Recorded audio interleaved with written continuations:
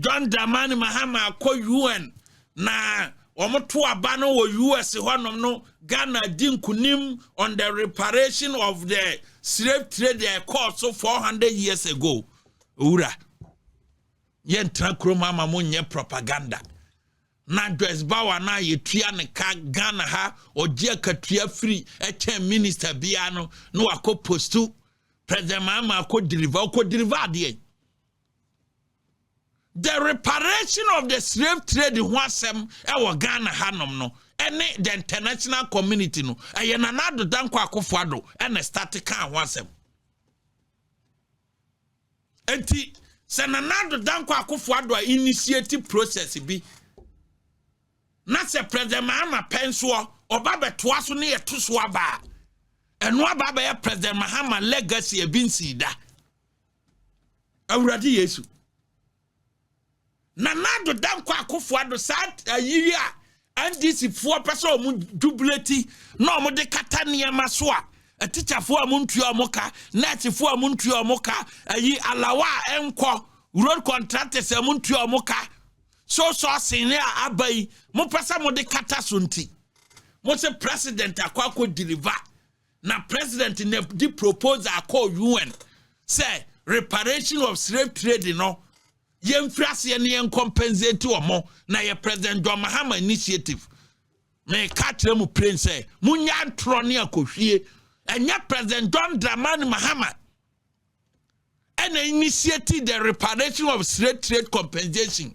with the UN General Assembly munya tro no na mo hontomo. I am telling you people say and this ifoi munya tro no na mo hontomo enya president John Dramani Mahama and initiated the reparation of slave trade compensation our UN General Assembly. Me catch them playing. President Mahama only inherited that motion. President Mahama only inherited the motion. Nanado danko Akufo Addo ko move ye. And now ye adopt to proposal no. Never can UN General Assembly anytime be babesiano e baba ye topic and almost sade e beto so aba enti anya president Mahama initiative enti munya tro ne say president Mahama and a 400 years issue and a president Mahama ba ye and a wako UN General Assembly and a slave trade the other ho 400 years near okoka ye o mato so aba ama Ghana win into ayade why na di proposal no call UN General Assembly ema wo mo adopt to proposal no ema no be ye issue ema enunti president Mahama be first UN General Assembly or they can in note to ho e make a statement e wo ho ayenanado danko Akufo Addo and the records are there producer for records no to Jamenko e high the evidence show for records no to Jamenko.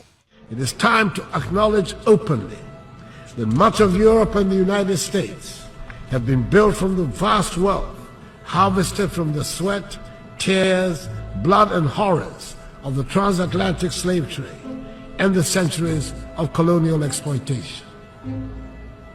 Maybe we should also admit that it cannot be easy to build confident and prosperous societies from nations that for centuries have their natural resources looted and their peoples traded as commodities. For centuries, the world has been unwilling and unable to confront the realities of the consequences of the slave trade. But gradually, this is changing, and it is time to bring the subject of reparations firmly to the fore. Granted, the current generations are not the ones that engaged in the slave trade, but that grand inhuman enterprise was state-sponsored and deliberate, and its benefits are clearly interwoven with the present-day economic architecture of the nations that designed and executed it. Reparations must be paid for the slave trade. It is architecture of the nations that designed and executed it. Reparations must be paid for the slave trade. No amount of money. Repeat one be or say reparation must be paid for the slave trade. Akufo Addo at the UN General Assembly. Nti ana na muji trosa. aden na ndisi mudi trosa aden na President Mahama wontimi nka say sa initiative we ni ye Nana Addo Dankwa Akufo Addo na de bae na wo kata so aden ade a woni wa bedi wodi president antana President Akufo Addo ba UN General Assembly wako hoda record wa kire say 2013 to 2016 wo kan reparation wasem e wo UN General Assembly fa record so no bra ebi ni ho ba ye wo record so a Nana Addo Dankwa Akufo Addo even in 2024 at the UN General Assembly or kan wasem ye the record so na ba Antino, ni enamu jubileti, ena 400 years issue, ena President Mahama akod de gay, ena wakasa mo matie, yentro, eneno, ye madat issue no, ako rest say. President John Dramani Mahama, on the reparation claim no, say yentua compensation no, and massive trade issue no, or inherited from Nana Addo Dankwa Akufo Addo. Nana Addo Dankwa Akufo Addo ne move motion. Ewo UN General Assembly ema ye jitu mu nti he inherited that and akwato aso just say abato no na ukoye na omkwato keke wonye wonfa hwenka ho ati munyai se mu celebrate akata so so munya se mu celebrate akata ayi atichafo amuntu omoka no munya se mo celebrate akata petrol prices ya energy minister say yentua dumso na petrol bo nkosoro no mu celebrate akata so munya se mo celebrate akata etro mu difa Dr. Mahmoud Bawumia eho ewo Pualugu dam ho na ne a backfire munya se mo celebrate akata so ya wie no ni ya wia ne sa sei omampanyini akasa na oko dwumadie biase na okasa ewo koko ho na mampanyini di tu dwa sei oman no ebenya adisuade oman na nya adisuade because the recent cocoa price at the international market no ha adwene because boana say intino oman na nya adisuade say no as oman no etise efiri ase aye adisuade say ya ankasa cocoa no yanyam no waha mayemfa raw material no nko yemfa yenye say yebetimanya yebetima 10 into ayi processing ayi ne betima ba more than say ye raw material na ikogma omo na ebo no say ya omampanyini I'm sorry but I will challenge you on this. So I'll catch them and say the recent shock in the cocoa industry at the international market ama wanya nisuade hunu ene adusuade say as a president enti ehun behia say ye besfrase a process cocoa beans e Ghana ha enti no wanya adusuade enti e befrase a process cocoa beans with immediate effect here. Omampanyina I'll challenge you say enya afe na wanya nisuade hunu ena nya afe na wanya adusuade. The entire me challenge you want to say your own manifesto 2012 your own manifesto ami babe ready obia otie me na nwumre enkohwe NDC manifesto 2012 advancing the better Ghana agenda under cash crop cocoa Uko cash crops cocoa page 28 or say processing at least muntiani yo producer fatoso no bia hu say high evidence show yes fani nyina atoso fa full page ni nyina atoso page 28 o nyina atoso 2012 manifesto fa page na was screenshot no nyina ne nto aso nyina fato so no obia hu obia hwe bi 2012 manifesto, page 28, under cash crops. Or say,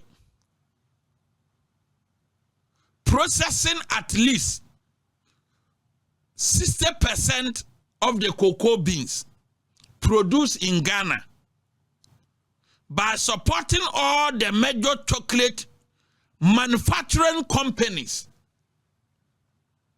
to establish processing plant in Ghana. And then the obi ankan 2012 manifesto and 2012 to 2026. Almost 10 years in Yemeboa. That's right. About 10 years. Okay. Almost 14 years in Yemeboa. Fine. 14 years. Any year 2026. 14 years. Any we manifesto what do we need 2012 elections under cash crops. Cocoa and wasem ne okaye no obia ankohwe na mewia me bebo video na omampanyini say cocoa boa na say on international market this year and last year no aye adusuade de amano ne oman say say you taking measures ne you process more of the cocoa in the country until o tusa na mo no and na me bisa no say 2012 audition manifesto mu ankasa no and amombe no 2 year 2012 you stated this in your manifesto and you repeated it in 2016 2020 and 2024 sadia way I repeat one this manifesto 2012 2016 2020 16 years I repeating the same message, the same language. I repeating on Santim Person Numre, President Fan 2012 manifesto. Na me babe boni video wa. Oka Mahama, what do you cap? President Noan Kasa acknowledge de. What I Joshua Amwakwata Kayeno. Your friend Joshua Amwakwata. A brantiana Asrobuana or T US Wana. What wabubu se mongo ese nanum se die abrante no wo UK ho no wabubu se mongo no onu didi obi atem jochi amakwata se oni koko na koko no ye no eye obi dia because of se won teniama bia senti ai obi ye me enche na oye koko da ho koko da ho nom koko da no sa kwa na wabubu se mongo no onimade efre no abunu ni abusa onimade kro ye ka chense onkyere abusa se onim ote ase ye ka chense abunu onimade kro se eye yemye nche na oye kra na ne de 1% no eye koko enye banche se ye yemye nche na oye astira no eye koko anam se wo usuku samye ni fie nyansa so uni binti no asem no onya tra microphone wan ne open na oka na wanum hwe koko no ya odia uni koko obi de na wo hweso e kire se koko farming na nkasa no wonte ase most of the farmers on kobokro no on twituo nti oye yemiencha onye nipa koko akuafo no dodo na yemienche yemienche se ne chefa na ewom ne ye koko enye banche tutu abrochiro na se wunsua nyansa na asem bia ba enam se wadwini swa na woni fake doctors na nam na omo sora omo de latest from ashisha omo to ombe wuro na ti se prate nti nyansa bia nu tim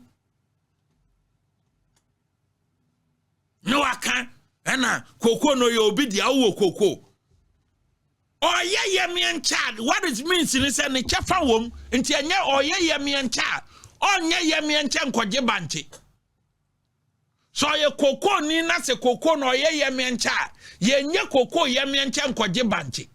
Ye nye cocoa yemiencha nkwaje aburo. Ye ji cocoa. Nti ne de no a ewom no na oka ho price no. Wa wonye yemiencha ro papa cocoa fu eda fine. O papa kohwini no ni cocoa fu ne mowra wu sa pra no ni cocoa fu eda fine. Eda fine wa wonye yemiencha no. Wa wanum ntutu ye no wa papa num ntutu ye no ukokofuo no eda fine so no ye miencha ne de na ewom no na ose mahama wo de ye ka eno no yatam didie president na nkasa je atu so do omoka na so be process mo wa ha ne yenya price ba sasem no waka no 2012 ubedi president yam process bibibia wa ha ubedi president 2012 kan ye se oba process 60% of the cocoa beans produced in Ghana by supporting all the major chocolate manufacturing companies to establish processing plant in Ghana no wo penso wo ba ye 2012 to 2016 2014 and the first cocoa processing company establishing in the 90s Wamco eguye womude petition ebra say Wamco enya cocoa beans in processing leadership na ba no won benya accident bubuye abana mfi omo ema Wamco company ayewo western region Wamco cocoa processing factory, the only and the first cocoa processing factory in the western region. I establishing in the 90s. Eguye under President Mahama, a brand manifesto way, den, ewoho, obi oso oba ye be processing more cocoa beans in the country no. Ne pencil and a Wamco, I processing cocoa beans, our western region eguye. Nanado Danko Akufo Addo in 2015. I promise you almost say western region for to Abaman 2016 obe revive Wamco. Ama nipa over 7,000 omako tenafie no ombesana baba ye adwuma. Eye Nanado Danko Akufo Addo na revive Wamco cocoa processing factory in 2018. Eti ebase yenyina nipa nim enkase meye we ya obi ani watinye obeye obeka na momu ntimi nye because cocoa processing waka ho asem di free 2012 abetin ne uguso ka bose ba ko a wo hyeye a udi be di president wantima nye sa bose na uguso gina nipa nim a uguso ka producer bon video no. We're looking to do the same with all our agricultural exports, especially cocoa.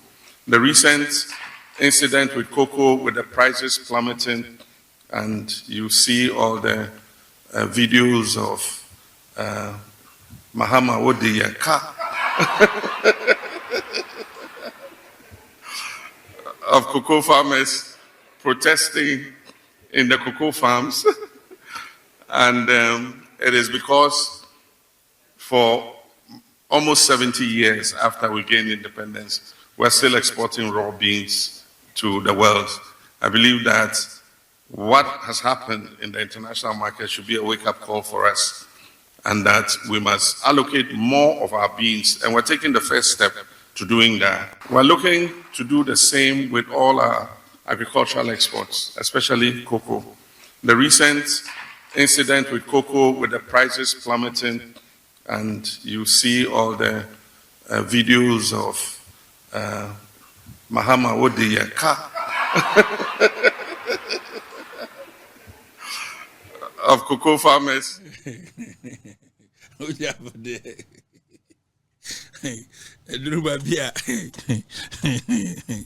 Na hold bia ye said there not there hold their kwakwada ya president no bayende ye duruba bia hold bia said there na hold their kwakwada be farza producer ya pon hold bobo ye video so na yen na ya tiefo nyina ate se onyankopon abo nyina ho bai man ne da dua o djuma di abre yen timi to aso go president upon show no nti wo de bobo ye videos ne yanko wai o man panyini se yempon na nwumre president se yempon nti e do no an bi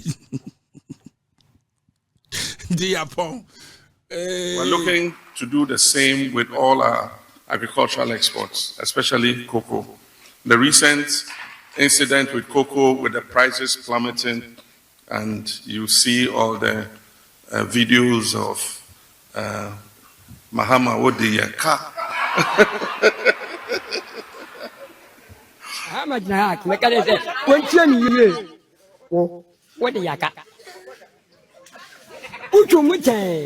What do you cut? Muhammad Nahak, Mechanism, when you what do you cut? Uchumuche, what do you cut? Muhammad Nahak, Mechanism, when you what do you cut?